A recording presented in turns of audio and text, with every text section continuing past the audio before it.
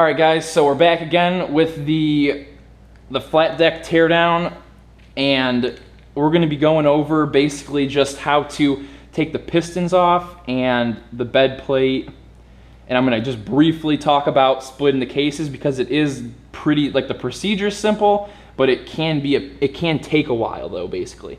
So what I have going on here is I'm going to take these the wrist pins out. So I need to remove the little keepers. So basically what I'm gonna do is I have these rags all stuffed in here so that if I lose one of these little, if I lose one of them, they won't go down in the engine. I am gonna split the cases anyways, but just why even have stuff rolling around down there? And if you do, let's say, have to do a top end and you just did your crank seals, like just under some circumstances, this is a good idea to do. Or when you're reinstalling the pistons, absolutely do this, because if you drop if you drop something down there, it's gonna be a really bad day because you gotta split the cases and there's no way that's gonna come out without the cases coming out. So that's gonna be a huge pain. So that's a good strategy I've found, so that you don't end up dropping something down there and end up having a bad time. So basically you're just gonna,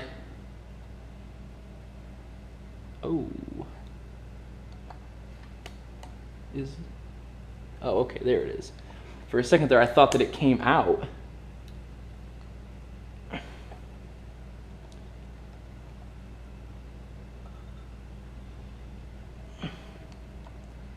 So basically in this case, these are not thin enough needle nose. Yeah, these are not thin enough. Okay, that's why it's not working.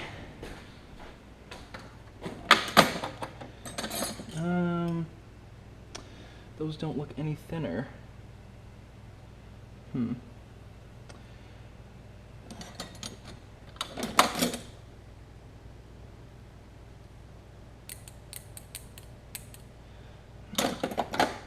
All right, we're gonna try with these one more time, I think.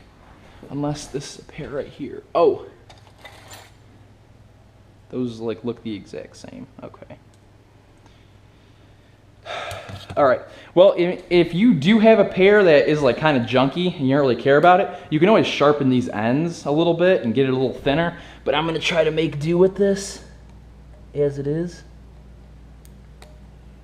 And it does not look like it's gonna cooperate with me at all. So I might have to go get some different ones.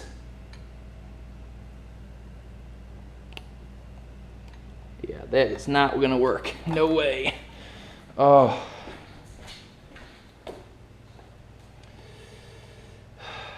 Maybe these work.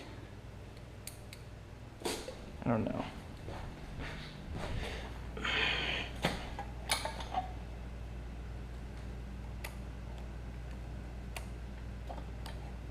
Yeah, that isn't gonna work either. Okay.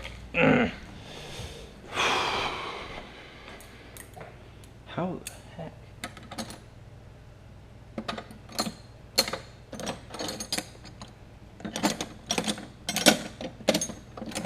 I don't think I have any thinner needle nose out here.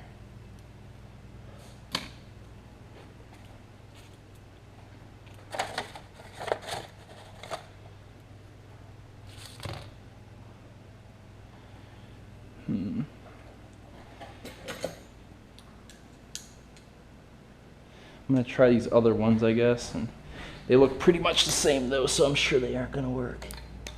Oh wait. Oh, they work.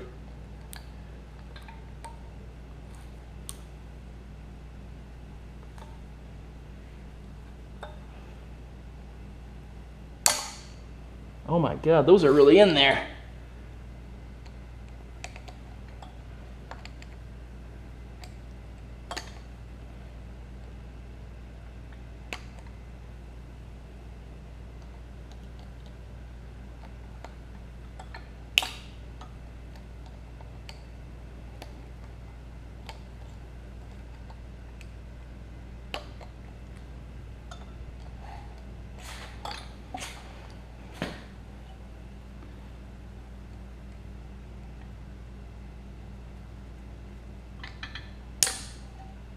Ooh, yeah, those are not coming out too easily.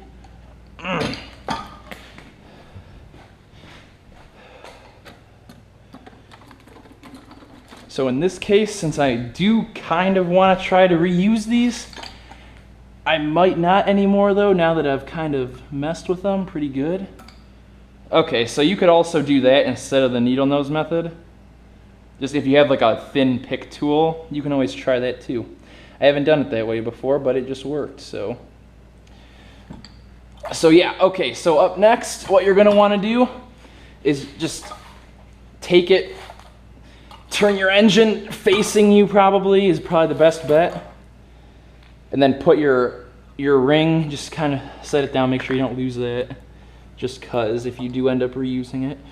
And then, I know a lot of people like to like stick something in here and then hit it with a hammer, but I really don't personally like doing that, just because I feel like it's just not a good idea to do that.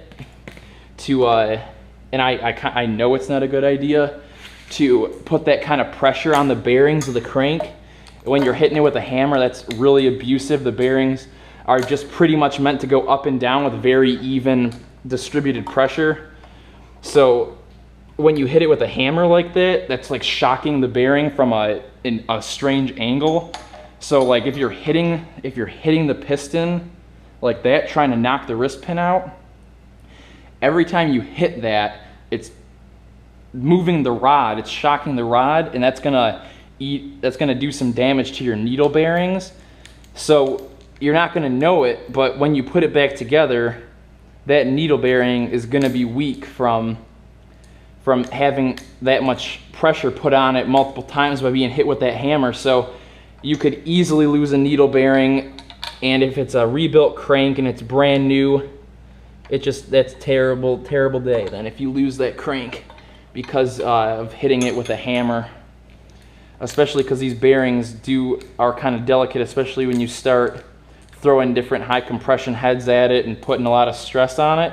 You really don't want to compromise the bearing in any way if you can avoid it. So I'm just trying to push this out right now. It's kind of giving me a little bit of trouble.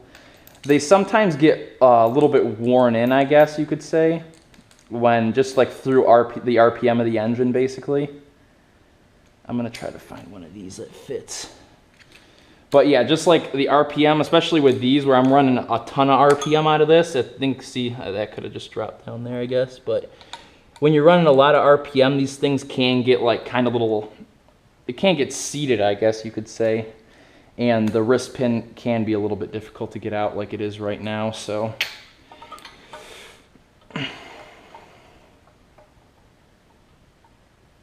It's like almost out. It's so close to being out.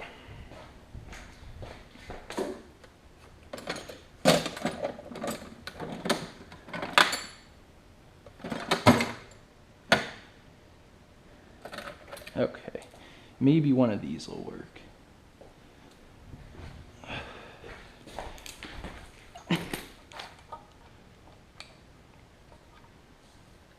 Yeah, there you go. So yeah, you could just grab a socket if you need to, push it out. They also have tools for this, for pulling it. I do have one, but that's like for worst case scenario. I just have it on hand.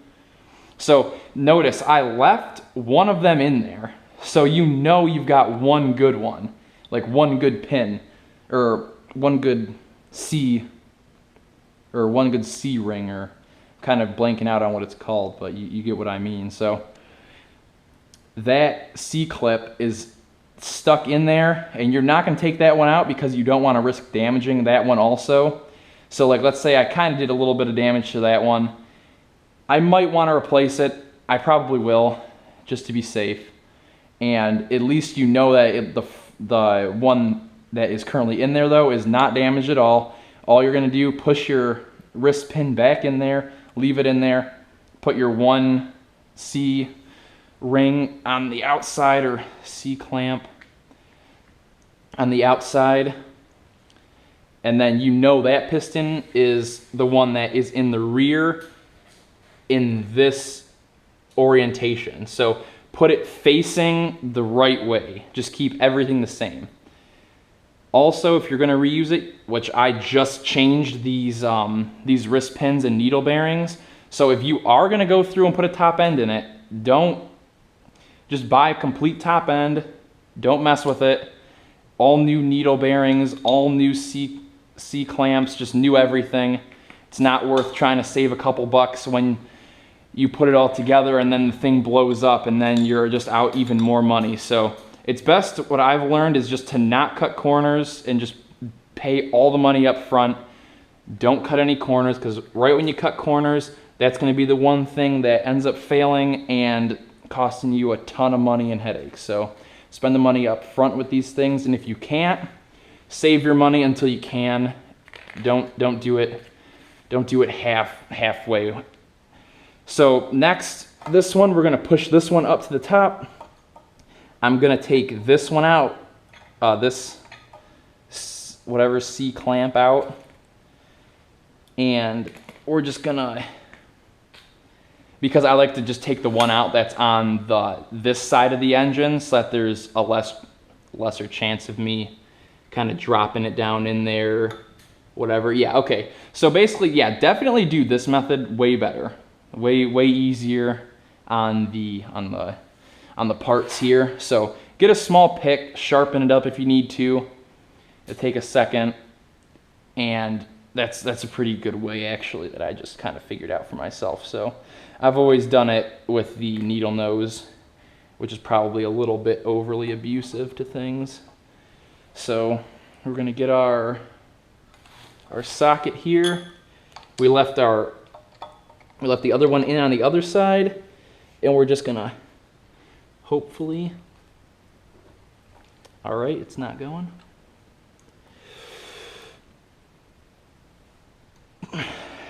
Ooh, oh, it's going a little bit.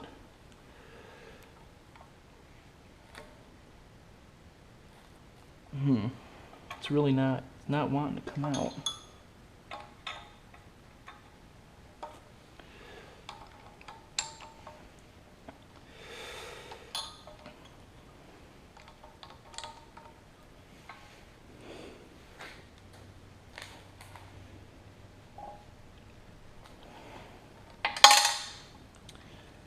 This is not working out.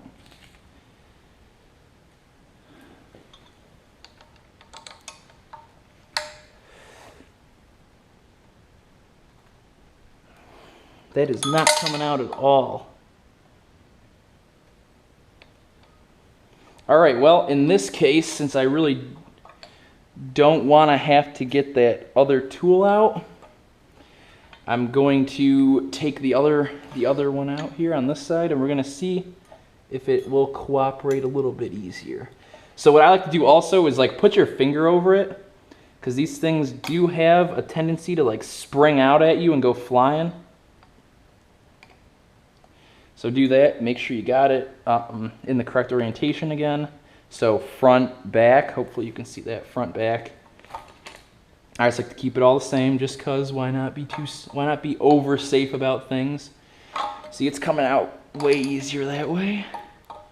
See, that's what I'm talking about. Sometimes when you're running the high RPM and you're getting a lot of heat and stuff in there, it's gonna sometimes cause it to kind of get stuck in there. You can see it a little bit where it's been a little bit worn in, but nothing major. That's normal. And these are brand new. These literally, this top end has about, it has a maximum of 15 hours on it, and that's even probably being a little bit generous. This is a very new top end. I'm just doing it because I don't trust the rod end bearings, and the crank seals I know are bad because these are the original seals. So yeah, that's basically that. Oh, yeah. Flip that. Okay. So that's basically that. So now we can take the rags out. And I think I'm just going to cut the video there because I'm pretty sure I went way over struggling with this thing. So in the next one, I'll just quickly talk about the bed plate and the cases. So I will see you guys in the next video.